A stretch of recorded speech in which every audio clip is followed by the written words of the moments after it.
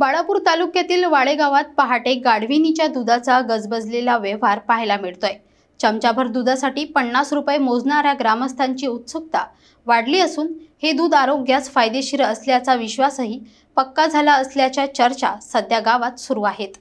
दूध घ्या, गाढविणीचं दूध घ्या असा आवाज पहाटेच्या शांततेत घुमला की वाडे गावातील दरवाजे आपोआप उघडतात। दृश्य असतं वेगळंच। 2 गाढविणी, त्यांचा मालक आणि हातात चमचा। बाळापूर तालुक्यातील वाळेगाव परिसरात हे नित्याचं चित्र झालं आहे। गाढविणीच्या दुधाला 8000 रुपये लिटरचा दर असल्याने येथे ते चमचाभर म्हणजे 50 रुपयांना विकलं जातं। या दुधाचे गुणधर्म ऐकले की थक्क व्हायला होतं। लहान मुलांपासून वृद्धांपर्यंत निमोनिया, ताप, खोकला, दमा, अस्थमा अशा अनेक आजारांवर गाढविणीचं दूध फायदेशीर ठरतं, असं या गाढविणीच्या मालकांचं ठाम मत आहे।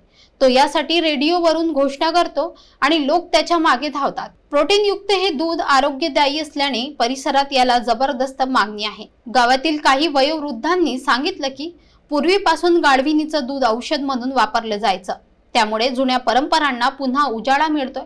गाढविणीच्या दुधाने सुरू झालेली ही चमचाभर क्रांती गावात चर्चेचा विषय ठरत आहे आणि बाकीचे पशुपालकही आता वेगवेगळ्या शक्यता तपासू लागले आहेत।